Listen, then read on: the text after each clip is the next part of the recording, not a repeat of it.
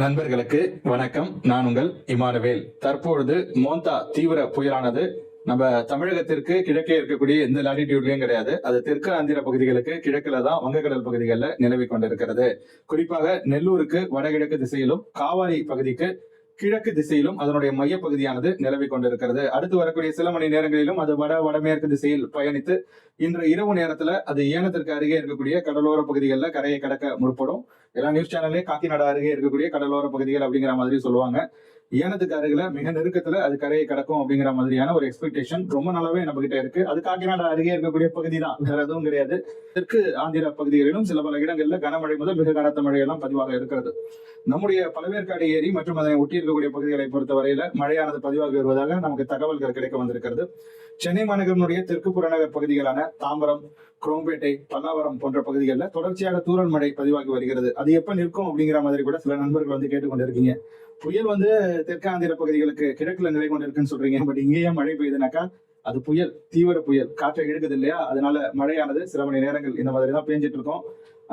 இன்று பிற்பகலுக்கு பிறகு பிற்பகல் நேர முடிவுல அல்லது மாலை நேரத்துல தெற்கு சென்னை மாநகரனுடைய புறநகர் பகுதிகள் மற்றும் தென் சென்னை பகுதிகளில் மழையானது விட்டுவிடக்கூடும். இது தொடர்பாகவும் ஒரு எழுத்துப்பூர்வமான பதிவை நான் பகிர்ந்திருக்கேன். நமது எக்ஸ் தளத்திலும் ஆங்கிலத்துல பகிர்ந்திருக்கேன், நமது முகநூல் தளத்துல தமிழ்ல நான் வந்து பகிர்ந்திருக்கிறேன். அதே போல பாத்தீங்கன்னா சென்னை மாநகர் மற்றும் அதனுடைய வடக்கு புறநகர் பகுதிகள் உட்பட சென்னை மாநகரனுடைய உட்பகுதிகள் உட்பட திருவள்ளூர் மாவட்ட பகுதிகள், குறிப்பாக பழவேற்காடு ஏரியை ஒட்டியிருக்கக்கூடிய இடங்களில் கூட இன்று இரவு நேரத்துல மாலை அல்லது இரவு நேரத்திற்குள்ளாக மழையானது நின்று விடுவதற்கான வாய்ப்புகள் இருக்கு. அதன் பிறகும் அந்த சுழற்சியினுடைய நகர்வுகளால அது காற்றை இழுப்பதனால நம்ம தென் மாவட்ட மேற்கு தொடர்ச்சி மலை மற்றும் அதனை ஒட்டி இருக்கக்கூடிய பகுதிகள் உட்பட மேற்கு தொடர்ச்சி மலை மற்றும் அதனை ஒட்டிய தமிழக மேற்கு மாவட்ட பகுதிகளில் நள்ளிரவு அதிகாலை நேரங்களில் மழையானது பதிவாகலாம். கடந்த 24 மணி நேரத்தில் தமிழகத்தில் அதிகபட்சமாக எண்ணூர் சுற்றுவட்டார பகுதிகளில் 128 மில்லிமீட்டர் அளவு மழை பதிவாக இருப்பதாக நமக்கு டேட்டாஸ் எல்லாமே கிடைச்சிருக்குது. சுழற்சி இன்றைக்கு இரவு இப்படியே கரையை கடந்துரும். இன்று இரவு அல்லது நள்ளிரவு அப்படிங்கிற மாதிரி எடுத்துக்கொள்ளுங்க. மற்றபடி பாத்தீங்கன்னாக்கா தமிழகத்திற்கு பெரிய அளவுல இம்பாக்ட்ஃபுல்லான ஒரு நிலையெல்லாம் வந்து கிடையாது. மழை வாய்ப்புகள் இப்பொழுது கிடைத்து கொண்டிருக்கிறது. இதை நீங்க வந்து மகிழ்ச்சியோட வரவேற்றுக்கணும். இதன் பிறகு ஒரு லாங் பிரேக் இருக்க போகுது. ஒரு 10 நாளாவது குறைந்தபட்சம் பிரேக் இருக்கும் அப்படிங்கிற மாதிரி நான் வந்து எக்ஸ்பெக்ட் பண்றேன். இடையே மழையானது பதிவாகும் சில இடங்கள்ல.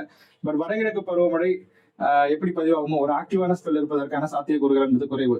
இதே போக கத்திவாக்கத்துல 100 மில்லிமீட்டர், விம்கோ நகர்ல 85 மில்லிமீட்டர் நிறைய இடங்களின் மழை அளவுகள் கிடைத்திருக்கிறது. ஆனா பதிவு பண்ணா காணொலி ஷார்ட் வீடியோவா இருக்காது, லாங் வீடியோவா போயிடும். அவ்வளவுதான் தொடர்பு. நெக்ஸ்ட் வீடியோல உங்களை சந்திக்கிறேன். அதுவரையில உங்களிடமிருந்து விடைபெற்றுக் கொள்வது உங்கள் இமானுவேல். நன்றி, வணக்கம்.